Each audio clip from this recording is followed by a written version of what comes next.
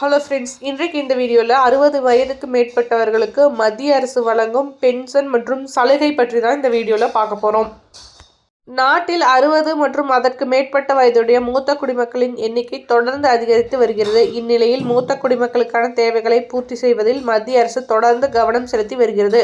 கடந்த 2011ஆம் ஆண்டு 100 மில்லியனாக இருந்த மூத்த குடிமக்களின் எண்ணிக்கை வருகிற 2036க்குள் 230 மில்லியனை கடக்கும் என மக்கள் தொகை கணிப்பு அறிக்கை தெரிவிக்கிறது. மேலும் இந்த எண்ணிக்கை 2050ஆம் ஆண்டுக்குள் 319 மில்லியனாக அதிகரிக்கும் எனவும் தகவல் கிடைத்துள்ளது.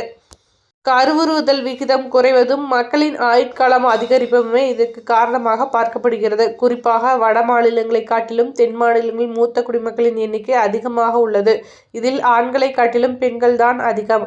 அடுத்த 20 வருடங்களில் 7இல் ஒருவர் 60 வயது அல்லது அதற்கு மேற்பட்ட வயதை கடப்பார் என தெரிவிக்கப்பட்டுள்ளது. இதனால் வருங்காலத்தில் இந்தியாவில் மூத்த குடிமக்களின் எண்ணிக்கை பன்மடங்கு உயரும் என எதிர்பார்க்கப்படுகிறது.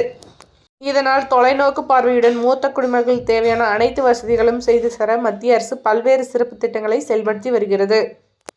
அடல் பென்ஷன் யோஜனா 18 முதல் 40 வயது வரை உள்ள குடிமக்கள் இந்த பென்ஷன் திட்டத்தின் கீழ் முதலீடு செய்யலாம். 60 வயதுக்கு பிறகு இந்த திட்டத்தின் கீழ் 1000 முதல் 5000 வரை பென்ஷன் வழங்கப்படும். மூத்த குடிமக்கள் பாதுகாப்பு மூத்த குடிமக்களின் பாதுகாப்பை உறுதி செய்யும் வகையில் அனைத்து காவல் நிலையங்களும் நோடல் அதிகாரி நியமிக்கப்பட உள்ளார்.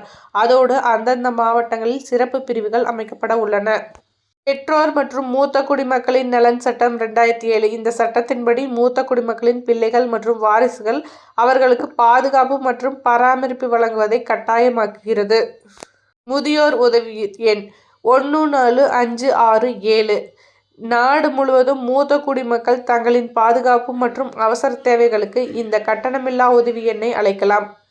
இந்திரா காந்தி தேசிய முதியோர் ஓய்வூதிய திட்டம். வறுமை கோட்டுக்கு கீழுள்ள மூத்த குடிமக்களுக்கு மாதந்தோறும் இத்திட்டத்தின் கீழ் நிதியுதவியானது வழங்கப்படுகிறது.